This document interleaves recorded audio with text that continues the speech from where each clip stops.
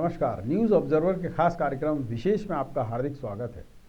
आज हम चर्चा करेंगे मध्य प्रदेश के जनप्रतिनिधियों के प्रशिक्षण के बारे में, जिसे भारतीय जनता पार्टी उज्जैन में 2 दिन तक आयोजित कर रही है। और इस प्रशिक्षण का उद्देश्य यही है कि जो विधायक हैं वो ये सीखें कि कैसे जनता के बीच काम करना है, कैसे सदन में काम करना है। अच्छी पहल है और निरंतर अगर इस तरह से प्रशिक्षण चलते हैं तो व्यक्ति के व्यक्तित्व में भी निखार आता है।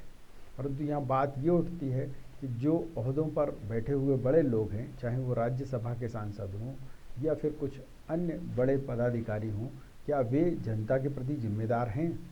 हालात इतने ख़राब हैं कि जो लोग राज्यसभा से चुनकर केंद्र में मंत्री बनकर गए हैं, उनमें से अधिकांश की स्थिति ये है कि वे ना तो जनता से मिलते हैं और ना प्रदेश का और ना प्रदेशवासियों का हित देख रहे हैं।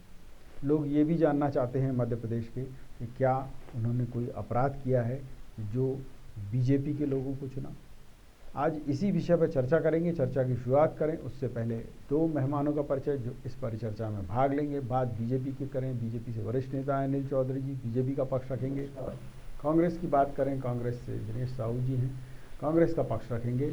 आप दोनों का बहुत बहुत स्वागत। और सबसे पहला सवाल यहाँ अनिल जी आपसे बनता है, एक जनप्रतिनिधि को कैसा होना चाहिए ये बीजेपी से अच्छा कोई नहीं बता सकता। मध्य प्रदेश में ये जो वर्कशॉप हो रही है या जो प्रशिक्षण शिविर हो रहा है आपका उज्जैन में, ये बताने के लिए काफ़ी है कि विधायक हों, मंत्री हों, सबको कैसे काम करना है ये आप उनको सिखा रहे हैं। क्या वाकई मंशा इस तरीके की और लोगों के लिए भी है या औरों को छूट है? नहीं, बिल्कुल। देखिए, इसका जो है मंशा साफ है कि पब्लिक का, जनता का ज़्यादा से ज़्यादा लाभ हो, किस तरह से काम करना है, लोगों से समन्वय आपका रहे, कार्यकर्ता से रहे, मध्य प्रदेश की जनता से रहे, कहीं भी ऐसी चूक ना हो, आपका व्यवहार बिल्कुल ऐसा रहे कि पब्लिक को ये लगे कि एक आम आदमी से हम बात कर रहा है, ना कि किसी एक बड़े ओहदे वाले या मंत्री या विधायक से बात कर रहा है। तो ये सब उस प्रशिक्षण वर्ग का एक हिस्सा है और एक अच्छी पहल है संगठन की, या अपन कहें मुख्यमंत्री जी की, या माननीय अध्यक्ष बी.डी. शर्मा जी की, या सुभाष भगत जी की, जो संगठन महामंत्री। तो एक स्वागत योग्य कदम है और ऐसा होना चाहिए, मैं समझता हूँ, क्योंकि इससे एक अच्छी एक मैसेज जाएगा। और लोग भूलते जा रहे हैं, शासन में बैठे हुए लोग अपने आप को राजा समझने लगे हैं। आप कितने सहमत हैं इससे? नहीं, मैं इससे सहमत नहीं, क्योंकि जनप्रतिनिधि है, जनता के द्वारा चुना हुआ है, उसको अपने आप को कहीं भी जनता के बीच अगर हटा, जनता से कटा, तो उसके दुष्परिणाम भुगतना पड़ते हैं।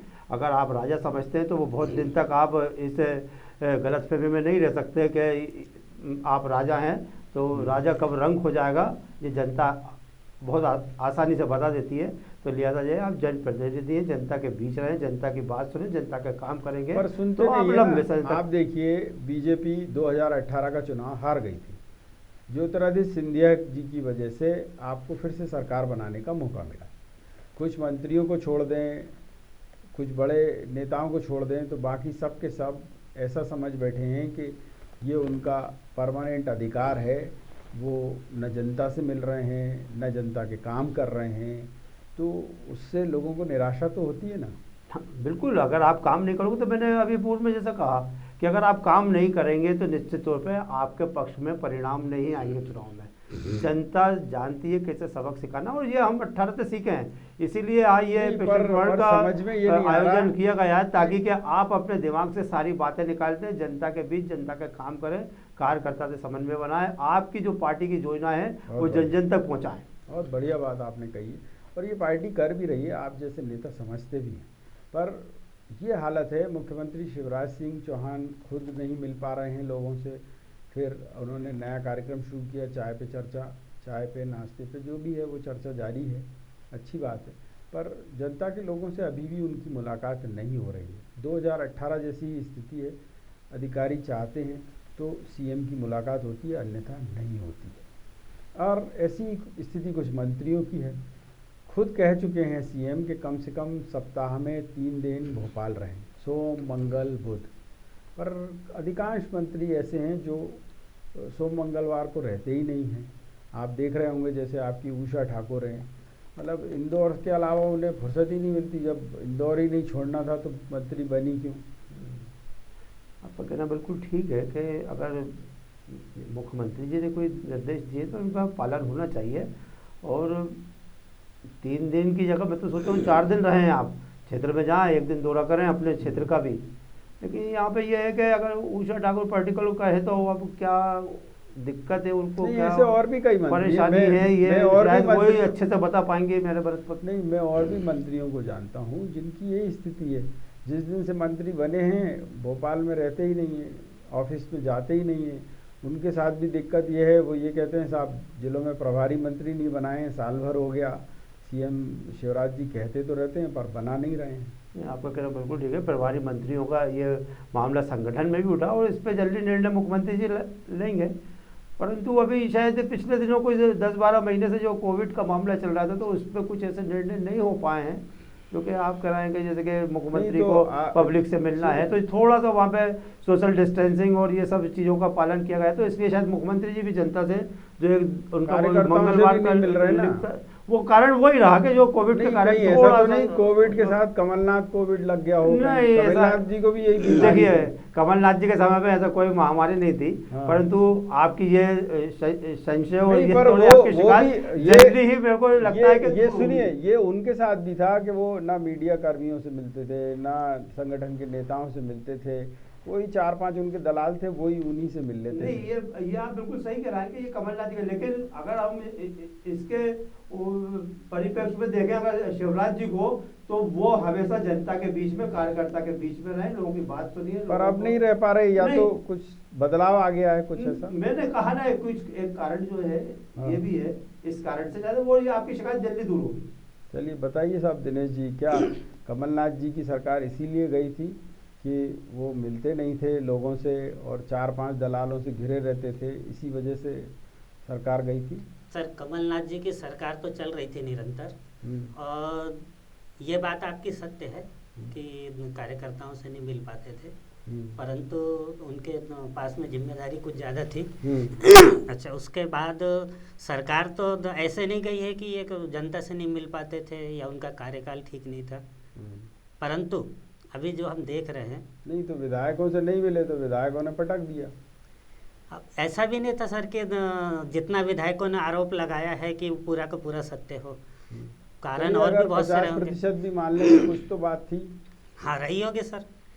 बढ़िया, आप जैसे नेता बहुत कम होते हैं जो बड़ी बेबाकी से कार्यकर्ताओं की बात करें, संगठन की बात करें, बहुत अच्छी बात है। मैं आपसे ये पूछना चाहूँगा कि अगर हम मध्य प्रदेश की बात करें केंद्र से जुड़ी हुई, तो आपको क्या लगता है केंद्र में जो मंत्री बैठे हैं मध्य प्रदेश से गए, खासतौर पर अभी हम बात करेंगे राज्यसभा के सांसदों की। 2 सांसद ऐसे हैं जो केंद्र में मंत्री हैं, एक हैं थावरचंद गहलोत जी, दूसरे हैं धर्मेंद्र प्रधान जी। थावरचंद गहलोत जी सामाजिक न्याय अधिकारिता को डील करते हैं, यानी उसके मंत्री हैं, और धर्मेंद्र प्रधान जी इस्पात हो, पेट्रोलियम रसायन हो, इन सबको देखते हैं। तो मैं ये पूछना चाह रहा हूँ कि इन 2 मंत्रियों के बारे में आपकी क्या राय है? ये मध्य प्रदेश का कुछ लाभ कर पाए, यहाँ के लोगों को कुछ योजनाएं दे पाए बड़ी, या ये भी बस मंत्री बन के बैठ गए हैं दिल्ली में, कुछ नहीं कर रहे? सर ये जो दोनों मंत्री हैं, गहलोत साहब और आपके प्रधान साहब, ये मैं इनको काफ़ी अरसे से जानता हूँ। ये इतने सीनियर नेता हैं, ये राज्यसभा में भी रहे, कई बार सांसद भी रहे, परंतु इनका कार्यकाल हमेशा ही ऐसा रहा कि इन्होंने मध्य प्रदेश की तो आप बात छोड़ दीजिए, इनके जो लोकसभा क्षेत्र आता हो, जैसे जब वो सांसद रहे तो वहाँ के अपने लोकसभा क्षेत्र के जनता का भी काम कभी नहीं किया इन्होंने। और अभी जैसे ये राज्यसभा सदस्य हैं तो इन्होंने कभी मध्य प्रदेश की बात नहीं की कि हम मध्य प्रदेश की वकालत करें लोकसभा में, राज्यसभा में, कि यहाँ फंड आना चाहिए। और तो और मैं आपको बता रहा हूँ कि आम जनता तो छोड़ दीजिए, ये लोग कार्यकर्ताओं के लिए के हित का भी कोई काम नहीं करते हैं। बहुत बढ़िया बात आपने कही। मैं ये जानना चाहूँगा कि केंद्र में जब आपके मंत्री थे, 3-4 मंत्री थे, आप सबके नाम जानते हैं, तो मैं जानना चाहता हूँ, जनता भी जानना चाहिए, क्या तब वो लोग काम कर रहे थे मध्य प्रदेश के हित के लिए, बड़ी परियोजनाएं दे पा रहे थे? जहाँ तक मैं जानता हूँ सर कि हमारे प्रयास से, हमारे पूर्व केंद्रीय मंत्री के प्रयास से कुछ काम तो मध्य प्रदेश में हुआ था। जैसे मैं एक उदाहरण दूंगा कि गौर साहब जब सीएम थे और कमलनाथ जी उस समय केंद्रीय मंत्री भूतल थे, परिवहन मंत्री। उन्होंने बहुत सारा पैसा मध्य प्रदेश को दिया था। और जब भी चाहे मध्य प्रदेश में भाजपा की सरकार रही हो या कांग्रेस की रही हो, अगर यहाँ से कोई मंत्री कमलनाथ जी के पास या यहाँ के केंद्रीय मंत्री के पास गया तो उन्होंने जितना उनसे बन पड़ा मध्य प्रदेश के कोटे के लिए उतना पूरा भरसक प्रयास किया मदद करने का। नहीं तो जब भी बीजेपी की ये शिकायत थी कि 4-4, 5-5 सांसद थे जो मंत्री हो गए थे, फिर उसके बाद 12 सांसद आपको दिए, पर इसके बाद भी आपके यहाँ पर जो मंत्री बने लोग उन्होंने उतनी शिद्दत से काम नहीं किया। 100% तो सर कोई भी अपने कार्य में सफल नहीं होता है, पर हमने अगर कोई गलती की होगी तो हमने उसका परिणाम भुगता है। और इसी तरह अगर भाजपा गलती कर रही है तो भाजपा भी इसका परिणाम भुगतेगी। बिल्कुल। अनिल जी, क्या लगता है आपको? अब थावरचंद गहलोत जी की बात कर लेते हैं। अगर वो केंद्र में सामाजिक न्याय अधिकारिता मंत्री हैं तो उज्जैन के लिए, मध्य प्रदेश के लिए कौन सी बड़ी परियोजना दी है? देखिए, यहाँ तक थावरचंद जी गहलोत के विषय में मैं कहूँ तो एक बहुत परिपक्व नेता और बहुत सीनियर नेता हैं, और मैं अगर उनके बारे में कुछ कहूँगा तो ये ठीक नहीं रहेगा। लेकिन फिर भी थावरचंद गहलोत जी का अगर ट्रैक रिकॉर्ड देखेंगे तो निरंतर वो जो है 5-6 बार एक ही क्षेत्र, क्या नाम है, क्षेत्र से, और आपका उज्जैन और क्या उसको लोकसभा का क्षेत्र है, वहाँ से निरंतर वो सांसद। तो यहाँ काम देख के ही पब्लिक ने उनको बार बार चुना होगा। ठीक है, कोई बड़ी बड़ी योजना नहीं दे पाए होंगे, इसीलिए हार गए, तो पर सांसद नहीं, देखिए राज्यसभा से बने। बिल्कुल आपका कहना ठीक है कि वो हार गए, लेकिन अब क्या है कि उनका पुत्र भी हार गया। कहीं बड़ा मापदंड रहता है कि भाई नहीं, पर अनिल जी बात ये है कि परिवारवाद को लेकर बीजेपी निशाना साधती है तमाम। आपके ये जो बड़े नेता हैं जो ना काम के, ना जिसको कहें, अब आप समझ ही रहे हैं, जब वो जनता की मांग पूरी नहीं कर सकते। मैंने सिर्फ आपसे इतना पूछा कि थावरचंद गहलोत केंद्रीय मंत्री हैं, क्या उन्होंने कोई बड़ी परियोजना मध्य प्रदेश को दिलवाई, कोई बड़ा फंड मध्य प्रदेश को दिलवाया, नागदा में कुछ ऐसा कराया कि वहाँ की जो फैक्ट्रियां हैं फिर से चालू हो सकें? वो जो नागदा क्षेत्र एक समय पर बड़े औद्योगिक क्षेत्र के रूप में जाना जाता था, वो इन्हीं के रहते रहते समाप्त होता चला गया। नहीं, आपका कहना ठीक है। देखिए, अभी क्या है कि थावरचंद जी गहलोत जब भी रहे, अगर थोड़ा सा अपन 6-7 साल का कार्यकाल अटल जी के शासन का छोड़ दें तो ज़्यादातर जब वो सांसद रहे तो कांग्रेस का ही शासन रहा, और अभी ये 6 साल और ये जोड़ लें जब राज्यसभा से वो गए तो ज़्यादा इतना मतलब उनको टाइम नहीं मिला है कि एक बड़ी जो योजना या बड़ा प्रोजेक्ट वो नागदा या उज्जैन या रतलाम को दे पाते। मैं ये पूछ रहा हूँ कि अगर वो नागदा से ही आते हैं तो आप बता सकते हैं कि कोई ऐसा कॉल सेंटर ही खुला दिया हो जिसमें अपंग बेरोजगार जो हैं, दिव्यांग बंधुजन हैं, जो उनको रोजगार मिल पाता, उनका भला हो पाता। सिर्फ जनता का कोई कर्जा आ रहा था कि बार बार मंत्री बनाए जाएं और ये कुछ काम ना करें जनता के? नहीं, काम किए होंगे जब भी निरंतर वो बढ़ते हैं, इसीलिए हार गए। नहीं, एक आध बार हार गए। देखिए, हारने को तो फिर दिग्विजय सिंह हार गए, बड़े बड़े नेता हार गए, तो हार जीत भाई कहीं ना कहीं। सुनिए तो सही, पार्टी ने, कांग्रेस ने, आपको कांग्रेस की तारीफ करनी चाहिए कि अगर ऐसा हुआ तो उन्होंने दोबारा उनको कोई संवैधानिक पद नहीं दिया। अब सवाल ये है कि अगर थावरचंद गहलोत जी की बात कर रहे हैं, इतने सीनियर नेता हैं, आज ये स्थिति है कि अगर मध्य प्रदेश के लोग या उज्जैन के लोग चले जाएं तो वहाँ बंगले पे पहले ये पूछा जाता है दिल्ली में, अपॉइंटमेंट लिया था क्या, टाइम लिया था क्या साहब से? नहीं, देखिए एक प्रोटोकॉल होता है तो वो प्रोटोकॉल का तो वो करना पड़ता है ना कि अब टाइम, अब सुन लीजिए, देखिए और आगे सुनिए, अगर टाइम ले तो आदमी तब जब वो फोन उठाएं, वो फोन उठाते नहीं है। नहीं, तो ये वहाँ के स्टाफ की, उनका जो स्टाफ है वो बिल्कुल कुछ भी कर रहा है। मैं आपकी बात से सहमत हूँ कि स्टाफ में इसमें गलती है कि उनको ऐसा सकारात्मक जवाब देना चाहिए, और मंत्री जी के संज्ञान में नहीं होगा अगर स्टाफ ये गलती संज्ञान में नहीं है तो फिर जनप्रतिनिधि का है कि भाई जब आपको इतना ही पता नहीं है कि आपके क्षेत्र के लोग दिल्ली आकर लौट जा रहे हैं, मध्य प्रदेश में आपने के मिलने का ठिकाना नहीं है, चलो ये सब नहीं है तो आप अपने काम पे ध्यान दें। आप वो भी नहीं कर रहे। मध्य प्रदेश को कोई तो ऐसी बड़ी परियोजना देते, कोई तो ऐसा बड़ा फंड देते जिससे ये लगता कि इनके केंद्रीय मंत्री रहते हुए प्रदेश को ये चीज़ें मिल गई। देखिए आज मध्य प्रदेश में जो भी चहुमुखी विकास है उसमें बहुत बड़ा योगदान गहलोत जी का भी है, इसको अपन नकार नहीं सकते हैं। क्या है बताइए। अरे साहब क्या एक विकास बता दीजिए। देखिए पर्टिकुलर अगर हम वहाँ के लेके रखेंगे कि नागदा में कोई विकास नहीं हुआ तो कुछ भाई विकास हुआ होगा, कुछ कार्य किए होंगे, जब भी बार बार वो चुने गए। इस बात से इनकार, आप इस बात से इनकार नहीं कर सकते मैं तो आपको कि उदाहरण भाई दे रहा क्यों हूं। जीत रहा है, कारण क्या है कि कोई काम किया होगा। नहीं कोई नहीं जीत आप रहा। अब तो आप ढो रहे हैं ना। सवाल ये है अब या तो आप जैसे नए कार्यकर्ताओं को मौका दिया जाए कि भाई बहुत हो गई, इनने 5-6 बार रह लिए, अब इनको विराम दे दिया जाए, क्योंकि जब हार ही रहा है व्यक्ति, क्षेत्र में काम नहीं करा रहा। मैं तो आपसे पूछ रहा हूँ कि नागदा उनका खुद का क्षेत्र है, एक एक करके वहाँ की जितनी मिल्स हैं वो धीरे बंद होती चली गई, फैक्ट्रियाँ बंद होती चली गई, और आप जो है बने हुए हैं, अपने पहले सांसद थे अब मंत्री हैं, कोई चिंता नहीं है। राजा महाराजा मर गए, अब इन सबको छोड़ गए हैं, क्या आप जो है रंगदारी करते रहो। निश्चित तौर पे अगर ऐसा हो रहा है तो इस पर ध्यान देना चाहिए। गहलोत जी को मैं सलाह तो दे नहीं सकता, निवेदन ही कर सकता हूँ कि अपने क्षेत्र की चिंता करना चाहिए। बहुत बढ़िया। यहाँ दिनेश जी मैं आपसे जानना चाहूँगा कि एक जनप्रतिनिधि को कैसा होना चाहिए। बीजेपी इस मामले में प्रशिक्षण भी दे रही है प्रदेश के नेताओं को, क्या ये इनके केंद्र के नेताओं के लिए भी ऐसा प्रशिक्षण आवश्यक है, या फिर उनको यहाँ बुलाकर पूछा जाए। कांग्रेस क्यों नहीं पूछती कि भाई ये इतने मंत्री हैं, ये अपना रिपोर्ट कार्ड रखें जनता के सामने।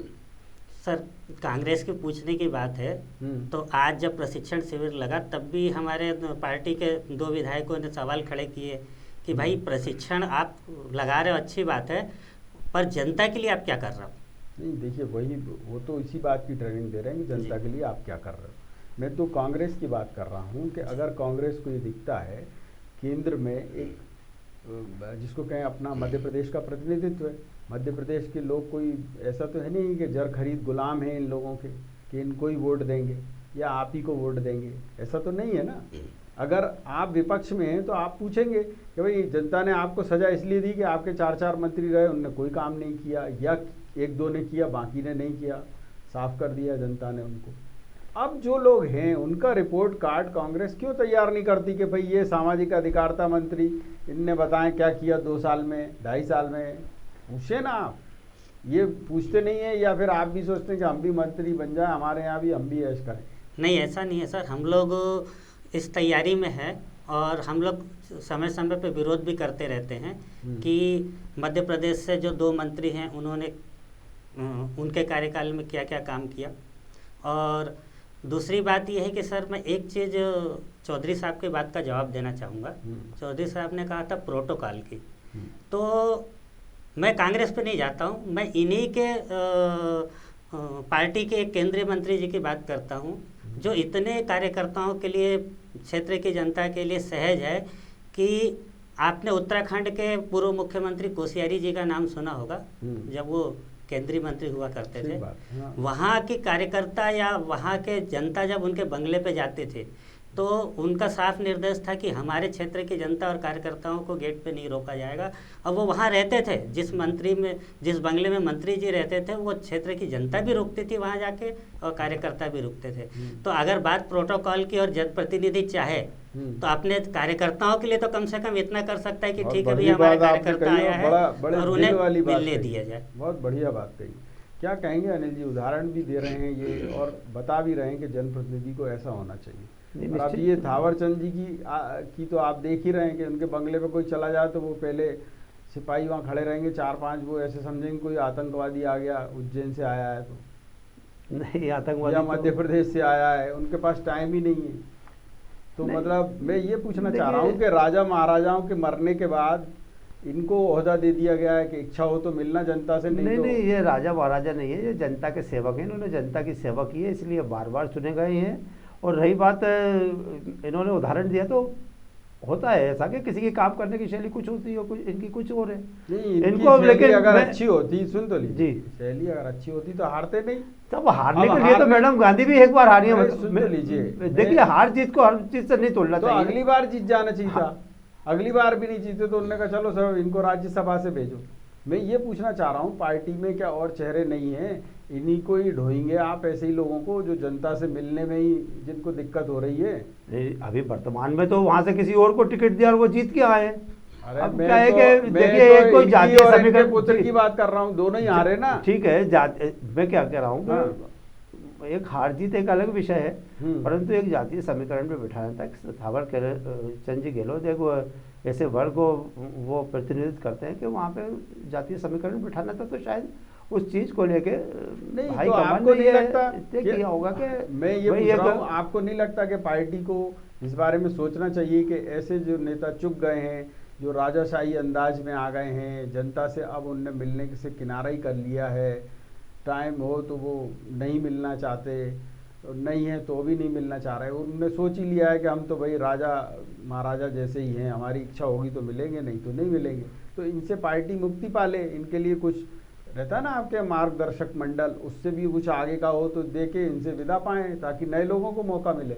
ये सब संगठन तय करता है। मैं यहाँ बैठ के स्टूडियो में, जहाँ आप हम तय नहीं कर पाएंगे, संगठन देख रहा होगा। अगर आप तो जनता तो तय करती है ना। नहीं, जनता ने तय किया ना, और आप नहीं तय कर पाएंगे, जनता तो फिर इनको उतार के नीचे फेंकेगी। बिल्कुल है ना। उस दिन समझ में आ जाए कि फिर जनता से ना मिले।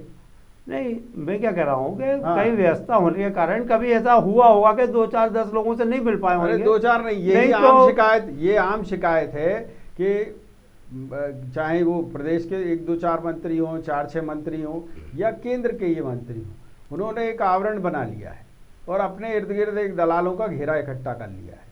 क्या ये राष्ट्रीय स्तर पर, प्रदेश स्तर पर संगठन इनको चेताता नहीं है कि भैया ये गलत कर रहे हो आप? पिछले पौने 7 सालों में कम से कम एनडीए के मंत्रिमंडल में कोई दलालों की कहीं भी स्थान नहीं है। मोदी सरकार में कहीं भी 1 रुपये का भ्रष्टाचार। राजा महाराजाओं का है कि नहीं है? नहीं, मैं कह रहा हूँ ये राजा नहीं, ये जनसेवक है साहब। इन्होंने जनता की जनसेवक सेवा है। की मैं है, तो इसलिए इतना बार बार पूछना चाह रहा हूँ अपन इनको राजा की संज्ञा क्यों दे रहे हैं? मैं इसलिए कह रहा हूँ कि जनता से मिलते राज- जनता ये भाई- शिकायत कर रही है। अब सुन तो लीजिए, आज अब देश नहीं के कर रहे। प्रधानमंत्री जो अरे है आप वो भाई अपने साहब आप को सुनिए तो प्रधान सही। सेवक कहते हैं, प्रधानमंत्री कराना नहीं चाहते। हाँ, तो जब प्रधानमंत्री अपने आप को प्रधान सेवक कह रहे हैं तो ये सेवक नहीं समझ रहे, ये अपने आप को राजा समझ रहे हैं। इनके बाहर गेट पे खड़ा आदमी यही पूछ रहा है पहले कि बताइए भाई साहब टाइम लिया है कि नहीं आपने? अब वो कह रहा भैया टाइम तो लिए ही तभी तो आए, तो वो उन्हें होश ही नहीं है, वो अलग बेहोश पड़े हुए हैं, पता ही नहीं चल रहा क्या हो नहीं, क्या इसमें रहा मैं है। समझता हूँ स्टाफ की कहीं गलती है कि उन तक ये बात नहीं पहुँच रही। उनके लोग जो उनके क्षेत्र से आ रहे हैं वहाँ पे स्टाफ नहीं बता रहा था। इसका चिंता करना चाहिए मंत्री तो जी क्या को। ऐसे स्टाफ पे कार्रवाई नहीं होनी चाहिए? बिल्कुल होना चाहिए, निश्चित तौर पे ऐसे तो निठल्ले वो कैसे होगी? स्टाफ पे होना चाहिए। वो कैसे मंत्री होगी जी को जब वो इस पे दलाल संज्ञान होंगे तो? नहीं, दलाल, मैं फिर कह रहा हूँ कि दलाल की तो वहाँ पे खत्म हो गई है भूमिका। दलालों की सरकार तो जा चुकी है वहाँ से। आप निश्चित रहिए कि वहाँ तो एनडीए की सरकार में दलालों का नाम निशान पिछले पौने 7 साल से खत्म हो चुका है। तो ये मैं ये पूछ रहा हूँ कि अगर ये सब चीज़ खत्म हो गई तो उन्हें अपना काम दिखाना चाहिए था, तो अब काम भी नहीं दिख रहा। मध्य प्रदेश में अगर कोई अतिरिक्त सुविधा नहीं मिल रही, भाई आपने देखा होगा साउथ के नेताओं को, वो जब भी मंत्री बनते हैं तो अपने क्षेत्र के लिए बजट ले जाएंगे, अपने क्षेत्र के लिए योजनाएं ले जाएंगे, अपने बेरोजगार जो उनके युवा रहते हैं उनके लिए योजनाएं ले जाते हैं। ये तो दोनों भाई साहब अपने अपने में ही मस्त हैं। देखिए अब ये बजट पे जो भी है, शायद इसमें बजट क्या कर लेगा, ये तो विभाग की योजना है। हाँ, विभाग के कुछ होंगे, वो आएगा बजट। आम बजट में अभी जो बजट तो आ गया, अब सुनिए बजट भी आ गया, नए बजट में भी कुछ नहीं है।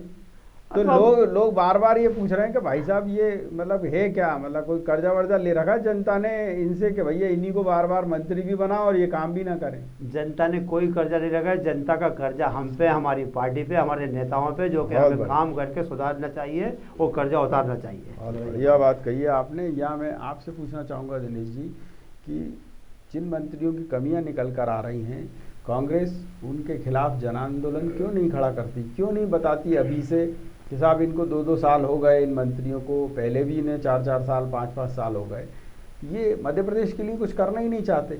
सवाल ये है कि अगर आप मध्य प्रदेश के कोटे से मंत्री बने, यहाँ से सांसद चुने गए हैं, चुने कहाँ से गए? राज्यसभा से, और वो भी मनोनीत हुए हैं, आप भी जानते हैं। तो अगर वो राज्यसभा से चुने गए तो उनकी और जिम्मेदारी बढ़ जाती है कि वो क्षेत्र के लिए, मध्य प्रदेश के लिए काम करें। कि ये कब उठाएगी कांग्रेस? सर हम लोग सारी तैयारी कर रहे हैं और जल्द ही मध्य प्रदेश से गए राज्यसभा सदस्य जो अभी दोनों मंत्री हैं, प्लस भाजपा के जो सांसद 28, उनके लिए भी हम ये आंदोलन चालू करेंगे कि अगर ये गए हैं चुन के यहाँ से, तो कम से कम अपने लोकसभा क्षेत्र के लिए नई योजना लेके आए। जो एक सांसद के बजट होता है साल का, उसमें इतना काम लेके आए कि लोकसभा का भी काम कर ले तो मध्य प्रदेश का बहुत सारा भार हल्का हो जाएगा। बहुत बढ़िया बात आपने कही है। यहाँ अनिल जी एक और सवाल आपसे, आपने कहा बहुत काम करते हैं थावर चंद जी, तो एक मैं उदाहरण देता हूँ। नागदा क्षेत्र में गहलोत जी ने एक गांव गोद लिया। आज हालत उस गांव की है कि वहाँ सड़क नहीं है, तो गांव वालों को जो है कीचड़ में जाना पड़ रहा है। जबकि प्रधानमंत्री नरेंद्र मोदी जी ने कहा था कि 5 साल तक एक गांव को गोद लेकर उसको मॉडल बनाएं, और ऐसा मॉडल बनाएं कि वहाँ सड़क, पानी, बिजली, इनकी सुविधाएं हों। प्रधानमंत्री जी कह ही सकते हैं। इसके अलावा उन्होंने सांसद निधि दे दी, वो भी इनको मिल गई, ऊपर से मंत्री भी बना दिया। अब क्या कहें इनका, ये काम कर रहे हैं या ऐश कर रहे हैं? नहीं, ऐश करने के गाँव आप ऐश का क्यों जोड़ रहा है? देखिए वो काम कर रहे हैं, और काम तो मैंने तो अभी पूरे क्षेत्र का भी नहीं कहा, अब मैंने तो क्षेत्र का भी नहीं कहा। या तो मोदी जी देखिए राज्यसभा में कोई क्षेत्र, देखिए आप बहुत वरिष्ठ पत्रकार हैं, मैं आपको ये फिर भी बड़े संज्ञान दिला कि कहीं राज्यसभा में कोई क्षेत्र पर्टिकुलर होता नहीं है। इसके बाद भी पीएम, सुन लीजिए, हाँ, पीएम अगर नरेंद्र मोदी जी ने एक नवाचार करते हुए नवाचार था, और वो बहुत अच्छा। आप जो है अपने क्षेत्र का एक गांव कोई ले लें, बिल्कुल एक गांव इनको भी लेना था, इन्होंने लिया वो गांव जी। उस गांव की दुर्गति ऐसी है कि वो गांव के आधे से ज़्यादा लोग गालियां दे रहे हैं कि भैया ये क्या है, क्या मतलब सरकार यहाँ की, राज्य की तो छोड़ो, केंद्र से जो मंत्री हैं वो भी काम नहीं कर रहे हैं। एक गांव, अभी तो मैं क्षेत्र की भी बात नहीं कर रहा, अब बताइए। नहीं, आपको कहना ठीक है कि कुछ रहा होगा कि वो गांव को जो इतनी जो सुविधाएं मिलना चाहिए नहीं मिली हों, परंतु फिर मैं दोहराऊंगा कि गहलोत जी जैसे परिपक्व नेता, अरे परिपक्व नेता नहीं, परिपक्व नेता, अब मुझे तो ये बताइए कि अगर एक गांव की जिम्मेदारी दी गई थी जिसकी आबादी 1000, 2000, 5000 होगी ज़्यादा से ज़्यादा, अब अगर उस गांव में भी सड़क, पानी, बिजली का इंतजाम मूलभूत रूप से ना हो पाए, तो क्या ये मोदी जी के सपनों को तोड़ने जैसा नहीं है, उनके निर्देशों का उल्लंघन करने जैसा नहीं है? नहीं, मैं बिल्कुल नहीं मानता कि मोदी जी के सपनों को कोई भी भारतीय जनता पार्टी का कार्यकर्ता या नेता या मंत्री, ये इस गांव के मामले में हुआ कि नहीं?